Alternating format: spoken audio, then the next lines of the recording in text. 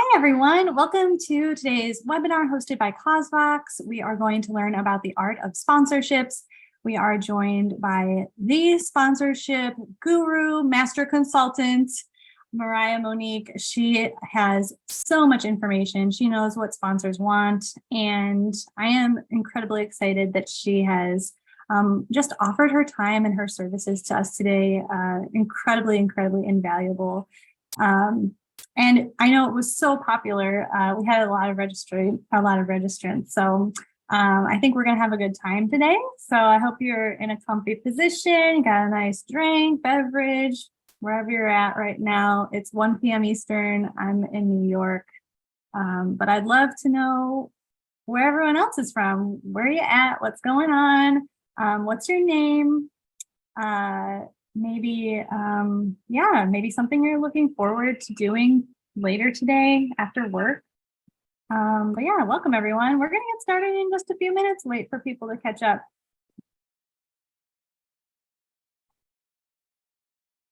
Hi, Tiffany. Texas, Meals on Wheels, East Texas. Is it hot there? I'm hot in New York, and I don't even want to know what is going on in Texas, but well, hopefully you're staying cool. Hi, Haley in Cincinnati, Ohio, and Simone in Silicon Valley. Board appreciation lunch. That's going to be fun. Yes, way to appreciate that board. You got to. Joe Yonkers in New York, but in Myrtle playing golf. Nice. Gold golf, hopefully. It's extremely hot. Yes. Hello to Kathy. Doing birding after work. Going birding. Do I know what that is? I don't know. You're gonna have to tell me more. Bird watching. And hello to Suzanne and Carly and Jenna and bird watching. Awesome. Amazing. There's like this really nice exhibit at the Bronx Zoo with the budgie. I don't know how they pronounce the name, but this nice little presentation of birds. You can feed them. Well, hello, everyone. I hope you guys are enjoying your day so far and have some nice plans for later today. We're going to get started. I'm so glad you could join us all here. We're in for a treat because we're joined by Mariah Monique, who's the founder of the Sponsorship Catalyst. So she knows everything about sponsorships. So yeah, basically like how to package them, how to sell them, event sponsorship opportunities. She is a strategy educator and consultant in sponsorship seeking. She's a funder, so she has this trifold like perspective on nonprofit organizations securing sponsorships. She's reviewed and evaluated hundreds of sponsorship packages, pitches. She's made decisions for them and the allocations, and so she knows her stuff. Throughout today's webinar, you'll have a chance to ask her your deepest, most burning questions. So you'll want to use the Q&A panel on the bottom of your screen because, I don't know, we might be talking in the chat. So in order to help us know exactly all of your questions, not lose any of them, please put them into the Q&A panel and we will get to them at the end of the session today, just before 2 p.m. Eastern. So a little bit about CauseVox before I give it to Mariah. CauseVox is a digital fundraising solution, and we help you get up and running with all of your digital fundraising in one place. So, just getting rid of having multiple platforms to do, donations, events, ticketing, peer-to-peer, what have you. You can put it all in one place. We provide hands-on support and onboarding with real-life people. And we offer hands-on like phone support and such. And then we also offer fundraising education in the form of guides, templates, webinars like this one. So we're your one-stop shop for digital fundraising. Again, this is just a review of what I said. You can run donation forms and pages, pledges, crowdfunding, ticketing, peer-to-peer. It gives them just the best donor experience, right? We want to make it as easy as possible for donors to process a donation. So please keep that in mind when you look at the tools you have in place for donation processing. You want to give them as many mobile wallets as possible. Versatility and flexibility in their payments and scheduling is imperative. So CauseVox helps you do all that really seamlessly with custom branding and receipting, also helping you to run integrated ticketing at the same time for all of your events. And then, of course, peer-to-peer, it's our bread and butter, and also nonprofits bread and butter, because it can help you raise up to twice the amount of funds with very little effort. Basically, just because you're able to access so many untapped networks when you mobilize your peers to fundraise on your behalf. So if you want, you can schedule a demo with us. Maybe you need a form or a page to drive donations. I will drop the link in the chat after, as well as our link for subscribing to our blog, where you will receive free resources every week. And I'm going to stop talking now. So with that, I'm going to hand it off to Mariah. Awesome. Awesome. I am going to share my screen here. Welcome everyone to today's session, where we will be talking about the art of sponsorships. I absolutely love this topic. I love getting into what you can do with it, how you go about navigating those conversations. And so at some points in this presentation, I might get really, really excited and start to talk really, really fast, but I hope that you just lean in to learn as much as you can so that you can secure the dollars that you need for your organization. So again, I'm Mariah Monique. As Jenna mentioned, I have expertise as a decision maker, evaluator, negotiator. I've also personally secured sponsorship dollars for myself and even organizations that I've supported. And I've coached nonprofit organizations such as yourselves to learn the skill to go about navigating conversations on their own with the confidence and knowing that they're going to secure a deal. Those organizations are brought in a range of $2,500 to $150,000 in counting. So when I tell you, lean in and really commit to implementing what I teach today, what you're going to learn today. And the acronym LEAN stands for learn, engage. We want engagement here. We want you to apply the knowledge immediately. Once you learn it, really think through as I'm teaching, think through things you can implement, things you can teach your team or take back to your team. And then we want you to never doubt that you can actually secure the dollars that you need for your organization. So it only works if you apply it. Now, if you can put in the chat for me, have you ever secured a sponsorship before? Yes or no? Let me know in the chat if you've secured sponsorship before with a yes or no. I see lots of yeses. I see a no, mainly yeses. Okay. Yes, yes, yes, yes. A few no's. Okay, awesome. So it looks like I'm in front of a crowd that know a little bit about sponsorships, which is great, right? Oftentimes, I always want to make sure that even those that have secured sponsorships before still learn a lot. And so hopefully that you all gain something as well from this presentation. Now, what I do like to do is I like to start with some foundational things for some that are not as familiar with sponsorships. And so today what we're going to talk about, what you'll learn is that we're going to go over some basics of sponsorships and how they benefit you. Again, this is for people that have no clue about sponsorships and have never secured them. And so if you allow me to teach those as well and get everybody on the same level, then we'll start diving in some deeper things. Secondly, we're going to be discussing why your audience data matters. Thirdly, we're going to be discussing the importance of building relationships with your sponsor and what it looks like to make that happen. And then I'm going to be teaching my CST formula to seeking sponsors to essentially prevent rejection. So are you ready for some fun?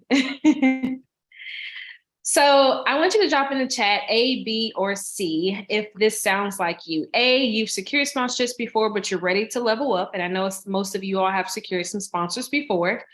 B, you're a new organization and you fear no one will sponsor you, which is a myth, but if that's you, let me know in the chat. C, you've tried to secure sponsors, but you haven't had much traction. Let's see what we have. Okay, I see some A's, I see some C's, I see some B's. Okay, look like we're at a combination of all the different answers here. Awesome. So no matter where you are, honestly, with either A, B, or C, you're not alone.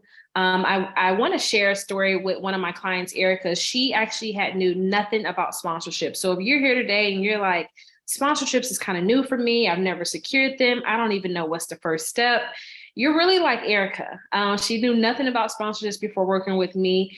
She was self-funding everything. And so if you are also in the lane where you're self-funding things or taking out of your operational budget to fund events, then you're in the right place today. Since she's worked with me, she's secured over $75,000 and counting. And her nonprofit started in the middle of the pandemic. And so she started in the pandemic. She started learning from me in 2021. And since then, she has secured dollars from the sponsorship area since then. And her friends think that she's an expert on the topic, mainly because of what I have taught her. So I encourage you all to lean in. And just like Erica, she had to understand some foundational things before she could get to the point of bringing in the amount of dollars that she's now currently bringing in for her organization. So starting with the basics, what is a sponsorship? So a sponsorship is a monetary or in-kind contribution made to an organization in exchange for specific brand benefits.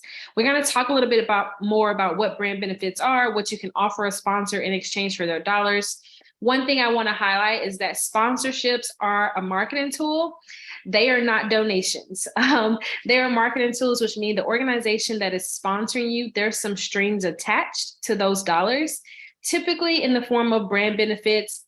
It's not like, you're legally binding you to things, but there are some strings attached, whereas a donation, someone just donates money. They're not looking for, a logo on anything. They're not looking for verbal recognition. But for sponsorships, as a marketing tool, there are goals that organization is trying to meet in order to make sure that they're hitting their metrics. And so they sponsor as a way to market their product or their services, leveraging your audience that you have built trust with. So there are several types of sponsorships. Two of the main ones, as I said in the last slide, are monetary contributions and in-kind donations. In-kind donations could be like, tickets to a basketball game or a trip to Honolulu or something of that sort. And so what I really like to hone in here is that oftentimes people will undervalue the in-kind donations. But I want you to really shift your perspective and understanding that both monetary and in-kind contributions to your organization hold weight, right? And so when you're receiving an in-kind donation, to treat it just as if it was $1, just because it's $1 that you did not have to spend on something else. And so when we think about these types of sponsorships, what I like my clients to get to is what I call the sweet spot, where they are securing both monetary and in-kind contributions from an organization. And most times that's just as simple as asking for both, right? One thing that I think is really important to also know is that sponsorships are a win-win for everyone. Everyone a part of that sponsorship should feel like there's a win for them. As a nonprofit leader, an organization, you should feel like there's a win even beyond the dollar, right? Making sure there's a win. And I'll go over some of those things that will help you understand the benefits of securing sponsors. And then for a sponsor, they want to make sure that there's going to be a win for them. Again, getting their brand out there, getting some impressions on their brand, and possibly converting your audience to potential customers for their brand. So again, starting with some basics, some benefits of securing sponsors for you, the nonprofit, is that it adds credibility to your organization's events, or even just your organization in general. And oftentimes it will magnify your brand reputation. So for instance, if you have a local brand that, is amazing in your own community, you have their essentially their endorsement into your organization, it's going to boost your brand reputation and your credibility within the community and for other sponsors to come on board. The second benefit for you to secure sponsors is that it's going to boost your marketing and promotional efforts. Oftentimes when you are sharing digital assets, promoting, hey, this organization is supporting or sponsoring our community festival coming up, they can reshare those things, right? You're tagging them in those type of assets. So it's reaching a greater community beyond the people that follow you or beyond the people that know that you exist. Thirdly is that the benefit of securing sponsorships is that it's going to increase, like I said, your reach. It's going to expand your organizational exposure. So now other people know about what your organization does. And essentially, you would want to convert some of those people as supporters for things that you do in the future. Fourthly is that your sponsors can help you leveraging their dollars can help you add additional elements to your event that you could not otherwise afford. And this could be, maybe you have food at your event, but it costs for the people to buy it. But having a sponsor come on board, now you can offer free food to everyone because that cost is covered. Or maybe you wanted to add another element or brand activation for your audience to engage in that would have cost to set up. And so now those sponsorship dollars allow you to bring that engaging activity for your audience to enjoy. And then lastly here, another benefit is that it's going to increase your revenue to meet your community needs. Oftentimes I'm teaching organizations that we're just not securing sponsorships to cover the event costs. We're securing them to cover the event costs as well as to be able to have additional funding that can go towards your programming that you're doing on a day-to-day basis. Now, because this is a win-win relationship, there are benefits that your sponsors are going to be looking for as well. Of course, I've named a few. They are looking to increase their brand awareness and reputation within the community. They might be potentially looking to boost their customer sales. Maybe there's a product or a service that they have, and maybe they want to enter into a new target audience. And so they want to be able to boost that and get that in front of eyes that they can potentially sell to. Thirdly is that organizations want to position themselves as industry thought leaders. One brand benefit that we'll talk about in the slides to come is the way you can do that is giving them opportunities to speak at your event. And so they're going to want to position themselves as those thought leaders. And then, a benefit for sponsors is that them coming to your event, engaging with your event, having a booth or having some type of product sampling allows them to receive real-time audience insight on their product or their service or feedback from people that are already a part of their network, if you will. And then the last one here is that it could potentially help them form new and meaningful relationships to, again, meet their business needs because a sponsorship is a marketing tool. So I always like to tell people before you go out to seek sponsors, you should always begin with the end in mind. I love Stephen Covey and his book, The 7 Habits of Highly Effective People. And so anytime I'm working with someone or anytime I'm teaching someone on this, I want to start with creating a sponsorship goal that is attainable for your organization. Now, I know we all know what a SMART goal is, right? So I'm not going to, harp too much on what a SMART goal is, but I want you to be thinking about when you're setting these sponsorship goals, making it specific enough and attainable for your organization to where it creates a true north to help direct what you all are going towards or what you all are going after as an organization. So I wanted to share some examples just to kind of get your mind rolling about what this will look like and how you can actually do it. I am a woman of action. So for me, if I set a goal, I'm going to create an action plan. Although I think sometimes action plan you got to be flexible with because sometimes life, and you need to be able to maneuver as things happen. And so here's an example. And example one is that we will grow our sponsors wish list from 5 to 100 by December 15th, and we will secure at least $15,000 in sponsorships by the end of March 2024. That is a specific goal. It is a measurable goal with those two dates. It is attainable. I mean, going from 5 to 100 is very easy. It's not that you have contacts yet, but you make a list of the organizations you want to potentially work with, whether they are local, regional, or national organizations, because where you put your focus, your feet will follow, right? You're going to be more intentional as you go network. You're going to be more intentional about who's connected to who that is on your list that can make those warm introductions. And securing $15,000 in sponsorship is really attainable. That could be one sponsor doing 15K. That could be 3 sponsors doing 5K. So you don't need a whole bunch of sponsors to do that number. And so I want to encourage you as you are setting these goals, be realistic, but also be audacious enough to set goals that will stretch you and your team. So an action plan for meeting this goal is that maybe you schedule 2 hours each week to add potential organizations to your wish list. And maybe you actually reach out to 2 or 3 contacts a week and learn more. You're just learning more about their sponsorship goals and priorities. You may not be asking for money just yet, because I'm going to talk about this a little bit later, the importance of building a relationship as you are seeking sponsorship dollars.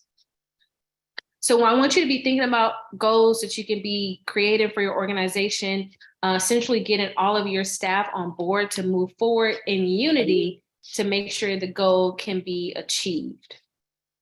Now we're going to dive into your audience data and really why your audience data is important.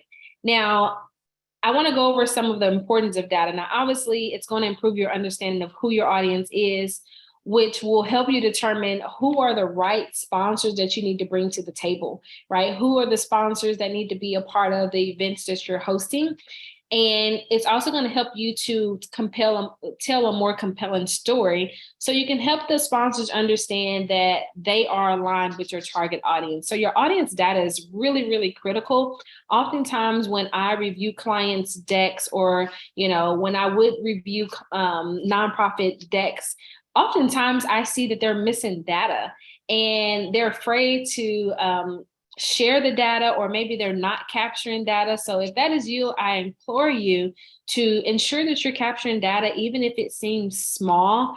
Don't despise the small beginnings for your organization, but make sure that you're capturing that data, because as you capture that data, you can use it not only for sponsorships, but you can use it for grants, just expanding your streams of income to your organization. And that data can tell a story beyond words sometimes. And so you want to make sure you can tell a compelling story.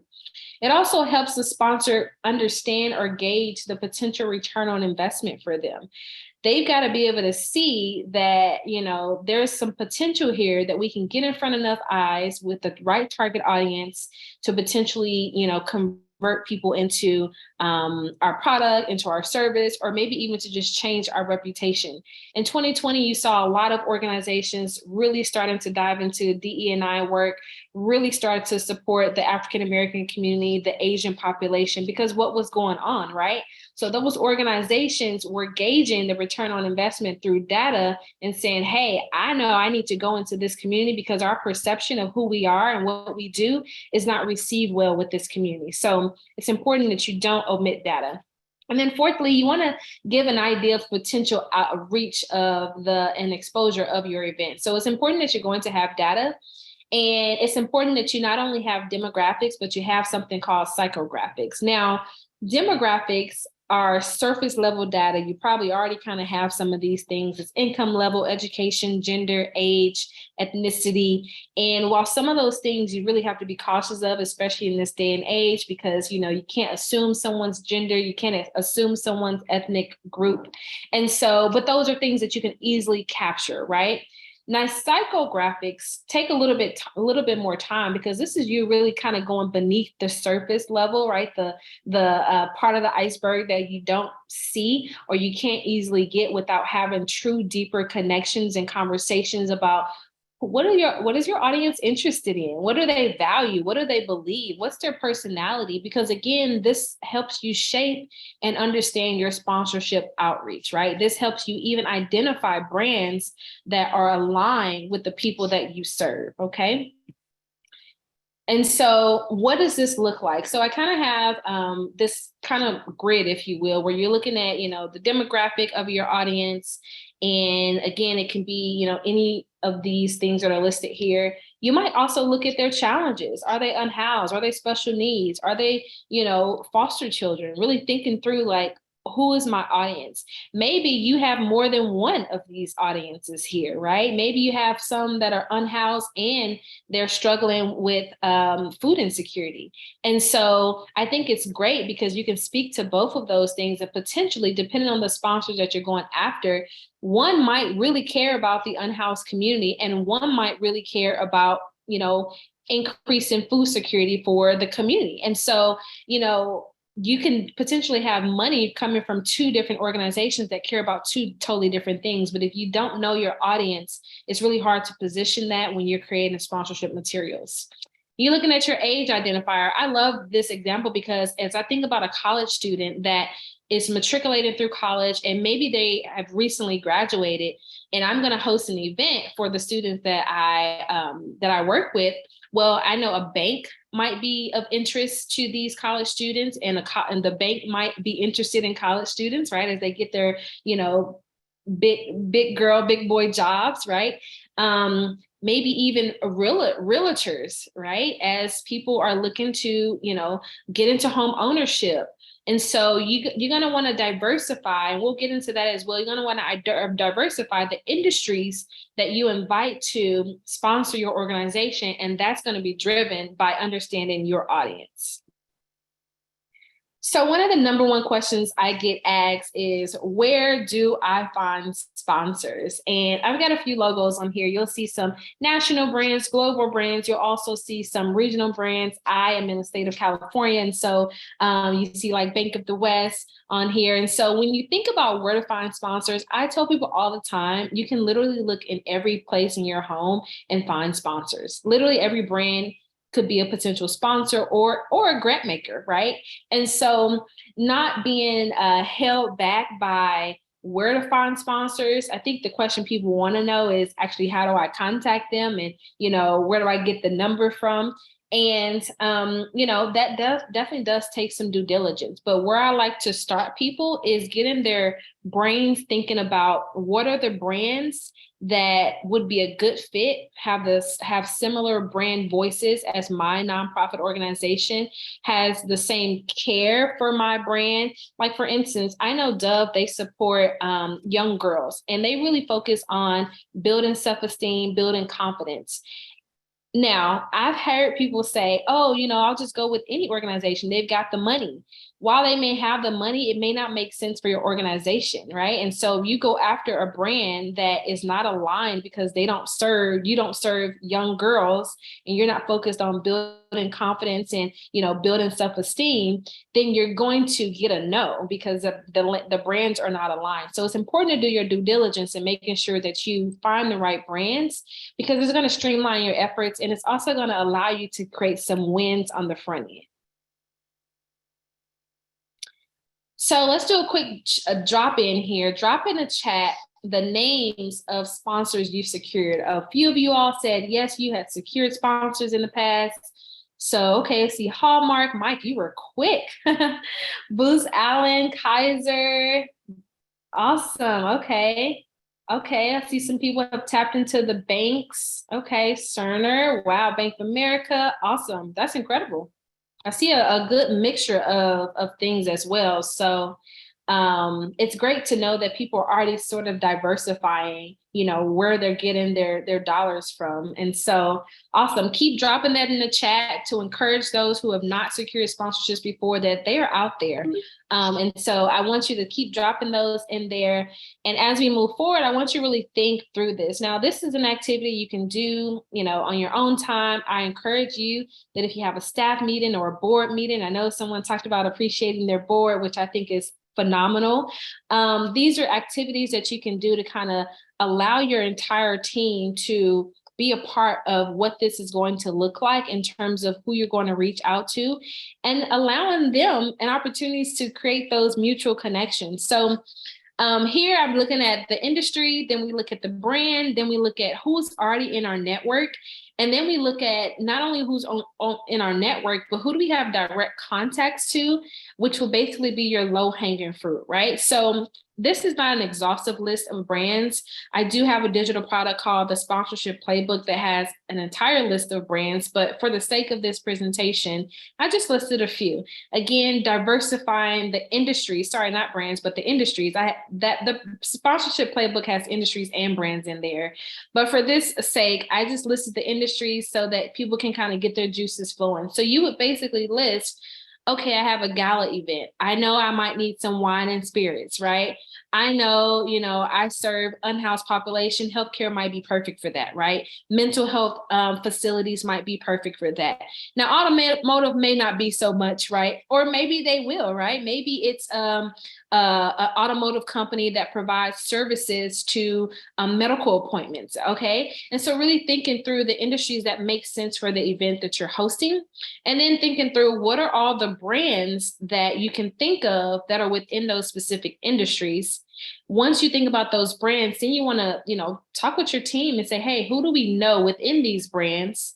And then who can we contact directly? So I encourage you all to do this as an activity with your teams, and really to give brand benefits in exchange for their partnership and money.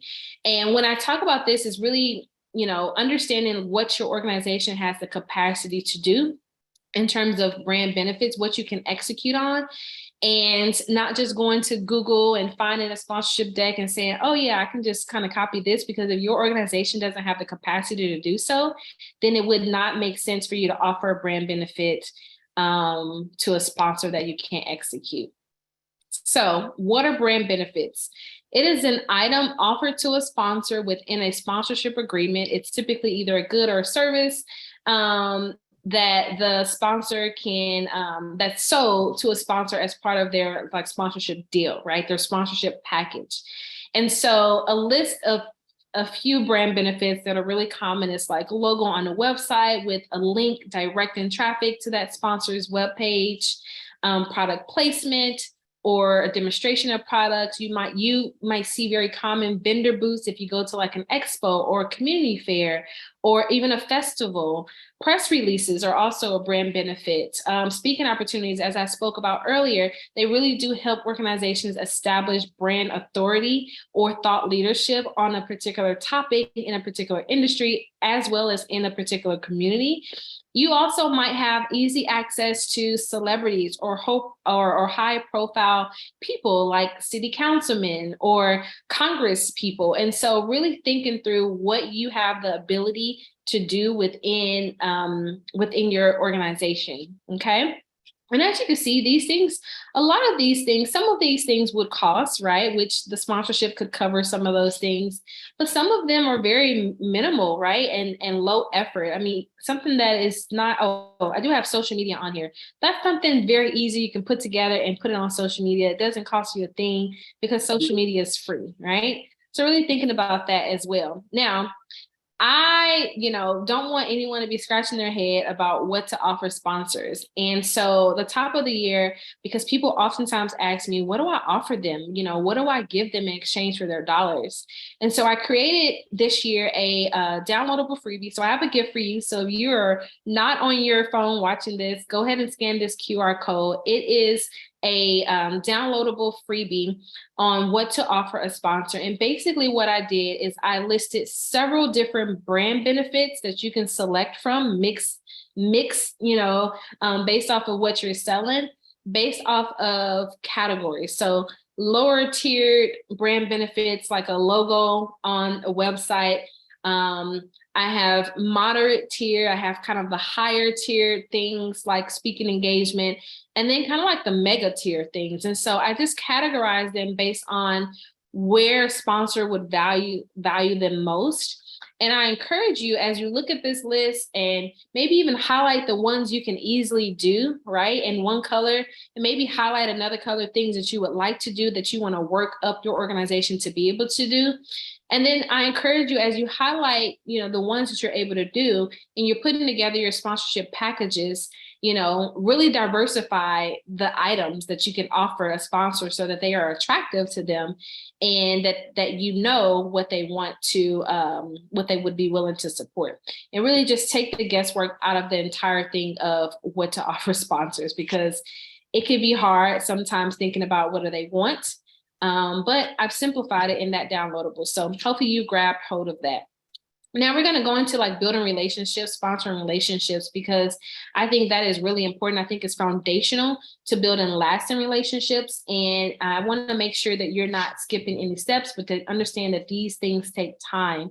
It takes time to build these relationships. It takes time to get to the point where a sponsor is writing you in their budget. And I want most people, all people, to really get to that point where you cannot skip stages of building relationships. So I say no kissing on the first date, right? Now to each his own, if that's your thing. But what I'm saying here is I love to use the analogy of dating to create and sponsoring relationships. And the reason being is because when you're going through dating stages and getting exclusive, and maybe there's an engagement in marriage, right? You're not skipping stages. You're not meeting someone on day one and then asking, them to walk down the aisle with you at the same night, right? Or even the same week. And so I want you to think about your sponsors in that same way. When you meet a sponsor, during the first stage, you're just getting to know them. You're getting to know them, what their sponsorship program is like, what do they value, what type of brand benefits they desire most, what are their values, or even what are their priorities, what are their pillars, what do they like to invest their dollars into.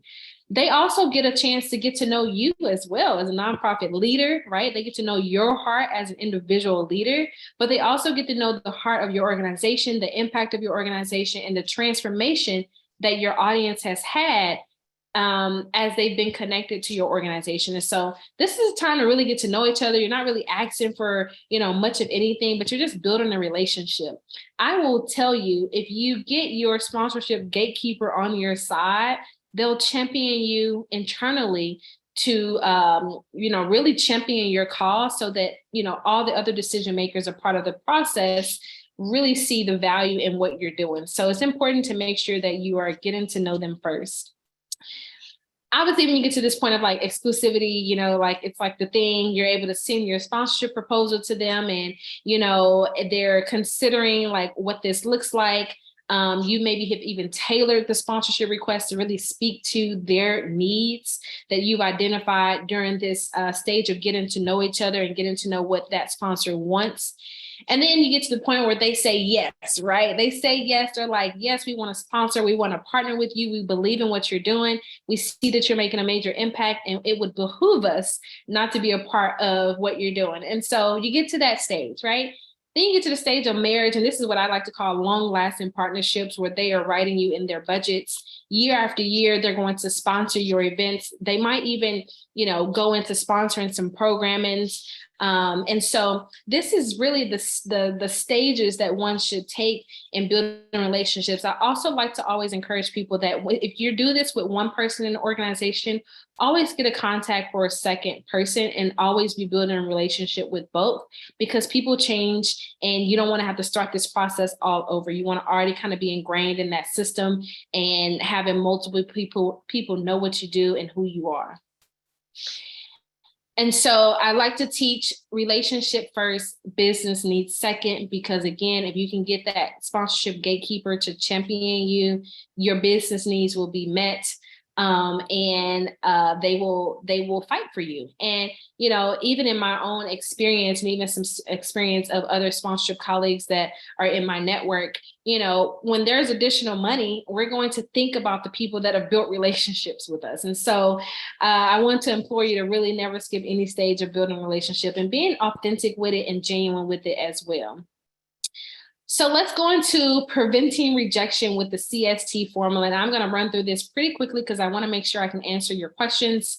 CST stands for clarity, strategy, and timing. Getting clear on what you're pitching, it's going to breed confidence in you going into a pitch meeting, but it also will breed confidence in the person that you're pitching to go to bat for you internally to get approvals. Strategy, having a plan of action of how you're going to outreach, how you're going to track progress internally with your team. And then timing, making sure you are reaching out to sponsors in proper amount of time to get a yes and to do all the deliverables that you need. So when we think about clarity, I have this method called the POP method, stands for programs, outcomes, and payout. You're going to look for list 1 to 2 events or programs you want to highlight with a sponsor. Oftentimes when people get sponsor contacts, they want to pitch everything. And a confused mind always says no. And so you want to get really clear and strategic on what you're going to pitch and then the timing in which you'll pitch it.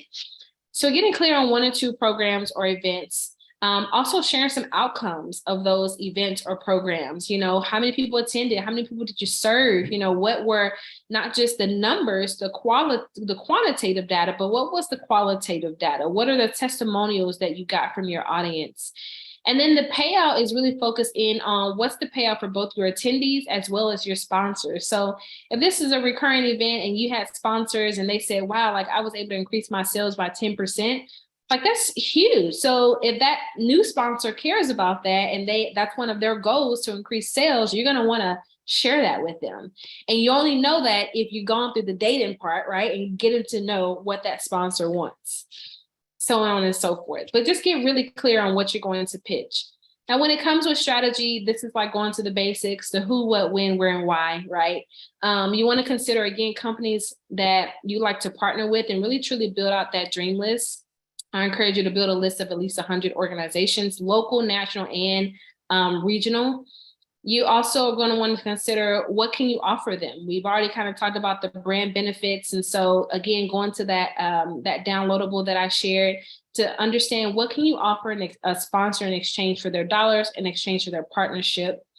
You're going to want to consider when and how far in advance you need to be cultivating those relationships. And we're going to talk about that in the next slide as well, so that you can make sure that you are truly building a solid foundation to a relationship. You're going to want to think through, strategize with your team of like, where are you going to meet people? How are you going to engage with prospective sponsors? I love that the person who wrote in there said that they're going to have an appreciation lunch for their board members. You can do that for sponsors as well. And what I've seen work really well, some organizations where they would invite their existing sponsors and then they would invite sponsors that they had been, essentially getting to know, but had not funded them yet, all in one room. And then they would share about their event. They even had some attendees or participants, come and share as well. And it was very moving. So if you were a sponsor that was not sponsoring that organization, you were moved to do so. And you also can ask other sponsors, why is it that you support this organization? So I'd say getting them all in one room, it's always going to be something fun to do. And, I think it also will yield some great results. And then why? Considering why you want to work with an organization besides their money. I think it's really important to think about and envision long-term reasons of where you can see this going and being able to pitch that so they also can catch the vision. And of course, strategize and how you're going to engage them, whether that means you're going to host a specific sponsor event, whether that means you're going to go to a community fair that someone else is throwing.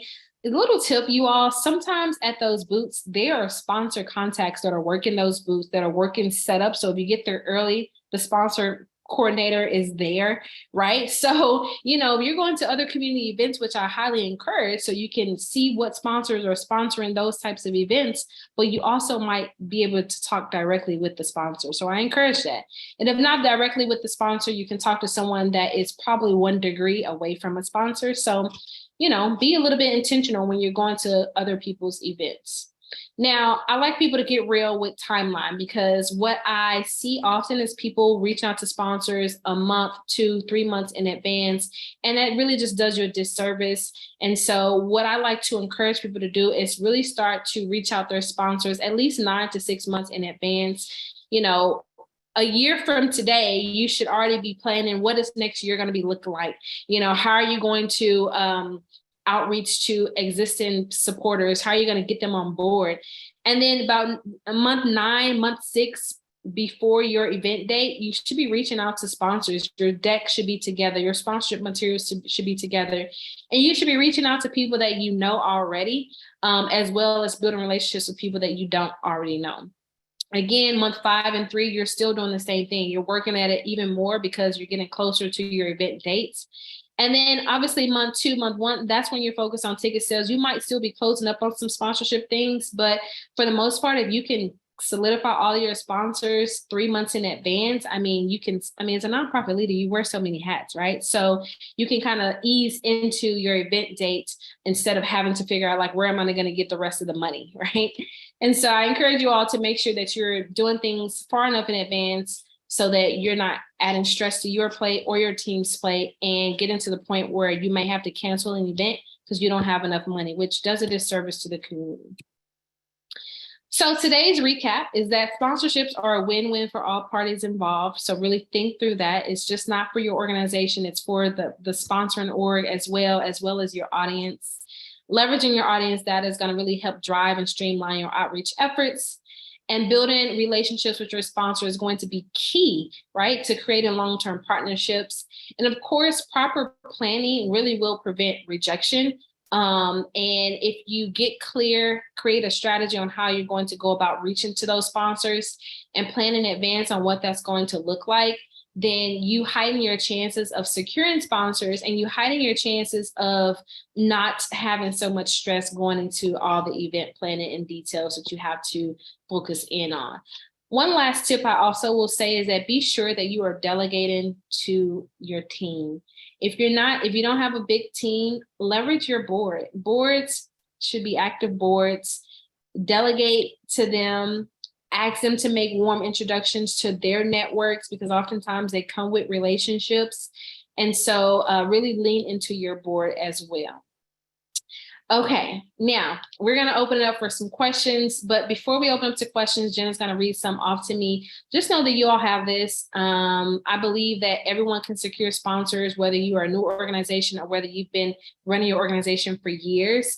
I believe that leveling up your sponsorship procurement is really as simple as an ask, but adding value, right? Making sure that you're adding value and you're doing things with excellency, so that you can create sponsor loyalty. So you got it. Hopefully you've learned something today, and thank you all for tuning in and staying with me. Jenna, I'll turn it over to you. Yes, thank you so much. Everyone just give Mariah some amazing emojis in the chat, and we're going to dive into some questions. That was fantastic. Thank you so much, Mariah. So first question, I'm just going to go right down the list in the Q&A. Have you had success submitting sponsorship applications without a contact at the company? For example, unsolicited requests or cold applications? Yes. So you really have to, this is kind of like it's a complex question, right? So one thing I would say is that some organizations, they have application portals. So I've actually secured dollars where I had to submit an application portal, and they basically assigned a person for your request, and I got funding that way. So oftentimes an organization, again, if you create a dream list and you say, I want to work with Coca-Cola, I believe they have a sponsorship portal. Most large organizations have sponsorship portals.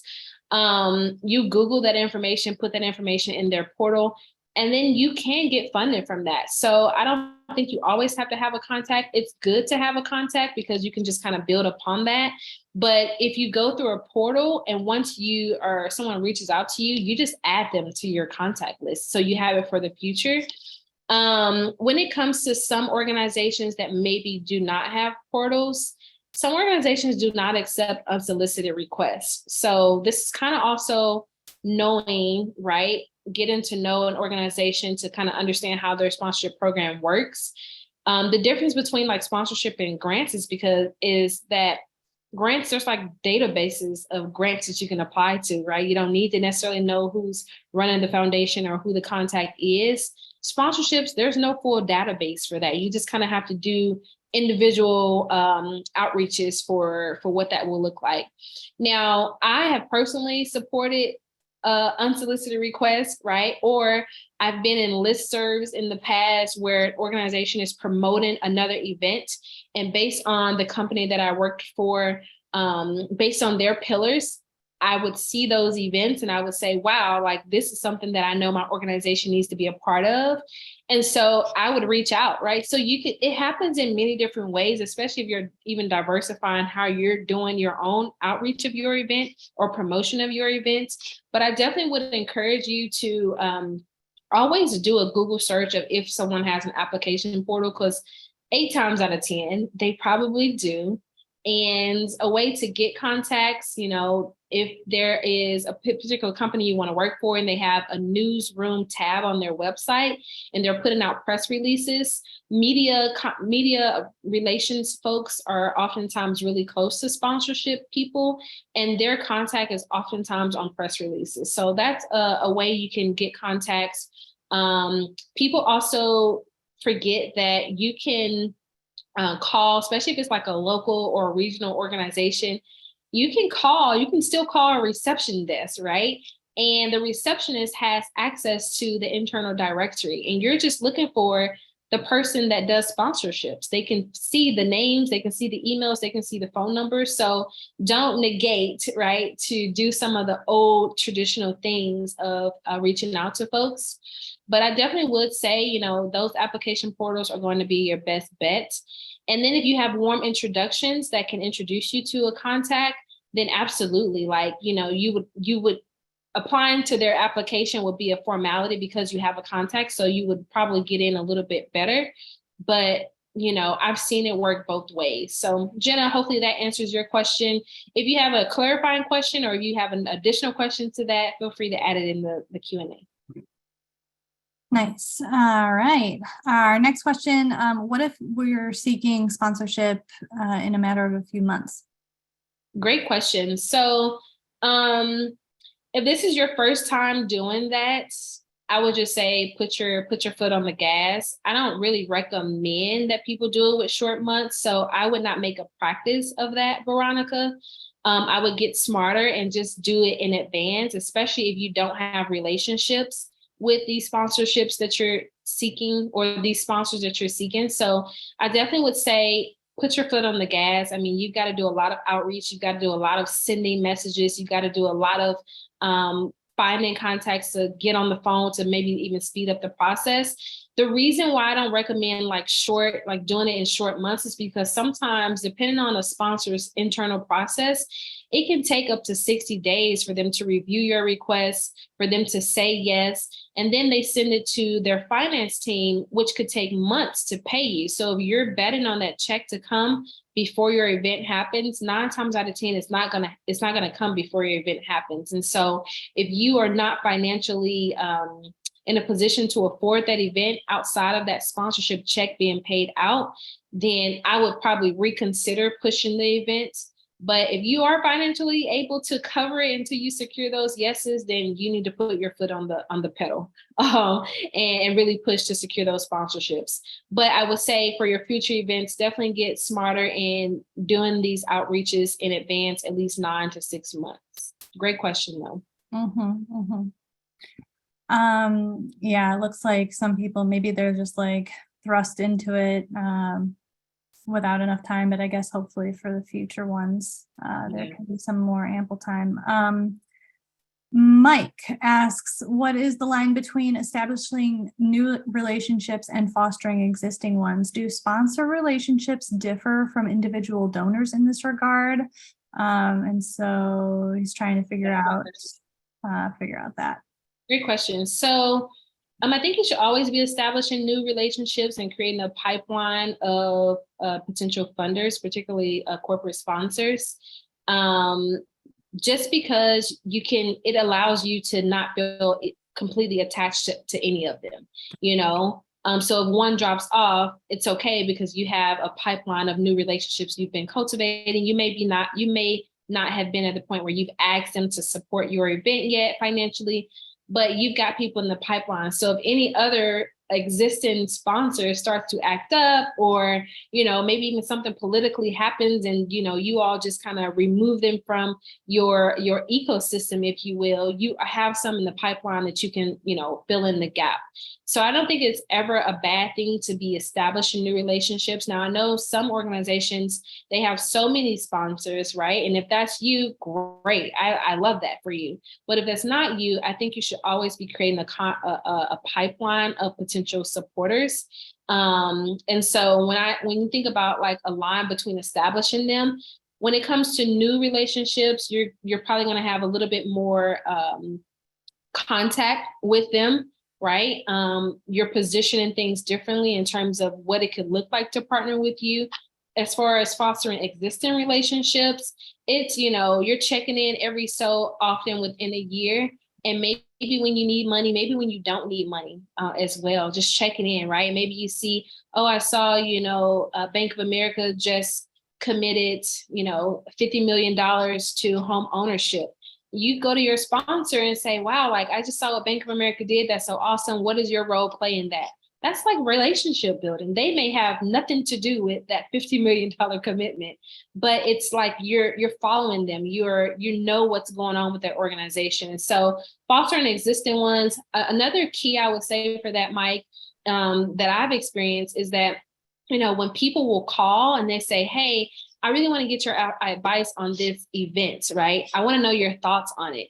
When you ask your sponsor that, I mean, for one, they love that because they can co-create with you, but it also benefits you as an organization because it's like, okay, we kind of did this co-creation. Is this something that you think your organization would value being a part of? It's a way for you to also ask them, like, would you basically want to sponsor without asking them if they want to sponsor? So it definitely looks a little bit different. But not completely. Uh-oh, I don't know what's happening here. Can you still see my screen? Yes. The presentation?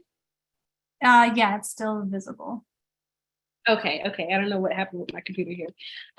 So yeah, it definitely will look a little bit different in terms of like frequency, but I think you should always be positioning, with both new and existing sponsors, the value that you've been adding, even testimonials from your audience, the value you've just been adding and the impact that you've been adding to your audience. So hopefully that answers your question. Amazing. Haley asks, when determining the dollar amount of the sponsorship, what is a good ratio of the fair market value of benefits received to the tax deductible amount? That's a really good question. And I think it depends on the benefit that you're actually offering. So there's actually formulas for evaluating, and pricing out sponsorships that can get really, really complicated. And there are actually large organizations that's all they do is evaluating sponsorships. So I don't usually get into the details of that. I really teach that people need to do a budget of what their events are going to cost so that they can understand that if they're pricing their sponsorship dollars, their sponsorship opportunities too low, right? One of the things that I think about with your question, Haley, is that if you're looking to, let's say, for instance, like event signage, and let's say you're going to have 10 signs throughout that event. Well, for someone to market on an event signage, you have to figure out like what is the market rate for event signage, number one. And then you have to factor in like the number of people that would be at your event, because it's going to factor in like the number of impressions someone would see those 10 signs. And then a price will populate from that. And it's really going to be based off of the city that you live in. It's going to be based off of even just the market value of a particular brand benefit, which is why I say it's just really complex to get into that.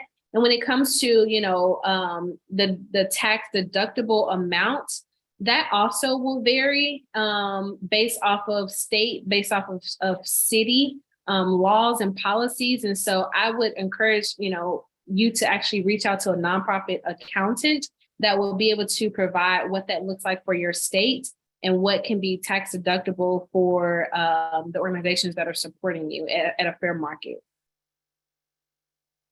But great question. Yeah, no, this is so helpful. I know we have 3 minutes left. We'll try to get through as many as we can. Mariah, are you able to stay on to answer the rest of the questions? But I do want to. Yeah, I can answer about 2 more, and then I have to hop off to another meeting. Okay, great. We'll just put them in the order that they arrived. Amanda writes, do you still create baseline packages with dollar amount and list benefits, or avoid that to create a custom package for each relationship, or both? I do a combination of both. And it depends on the sponsor. Again, while I think it's important to kind of understand how a sponsorship program works before you start putting materials together. And this is if you can get on the call with them, right? If you can get on the call with them, you'll understand how their sponsorship works, what they value, and then you can create something customizable. If you can't, sometimes if their program is on a website, you can gather that information and again to customize things based off of what they say is valuable on their website. I always create a baseline package, but what I do is that it should be a living, breathing document. So as I'm pitching to different sponsors, then I'm switching things up as necessary. Now, a good chunk of the deck, which could be anywhere between 5 to 15 pages, the sweet spot is about 10 to 12 pages for you to articulate the event, the program, the sponsorship opportunities. And so when I'm pitching a deck, there's always usually like a pretty general one, and I'm just swapping out certain slides based on the sponsor that I'm going after, and also embedding in certain language that is still aligned with the nonprofits that I support, but it's also aligned with the organization that I am seeking after. So if they care more, again, about the unhoused population, and I serve the unhoused population, I'm going to lean more into that language than maybe something else that sponsor doesn't really like talk a lot about on their platforms. And so, yes, I would say do a combination of both. You should have one main sponsorship deck that can be edited at any time, because about your organization page is going to be the same, about your audience is going to be the same. Your audience data should change a little bit, percentages and things that nature should change a little bit. But for the most part, a good chunk of that deck will be the same. So yes, do both. Awesome. All right. I know, I'm sorry we didn't get to everyone's question today, but if you have any questions, just reach out to Mariah. You can scan the QR code. I put her website here. And then in terms of CauseVox, if you're looking to get up and running with donations or even, ways for sponsors to provide an online gift, you can schedule a demo with me and we can chat about donations. And then remember to subscribe to our blog. We send out free resources every week. All right. Thank you so much, Mariah. This has been wonderful. You're so fabulous with all this information. It's amazing. So thanks again. Have a great day. Thank you for staying. Bye.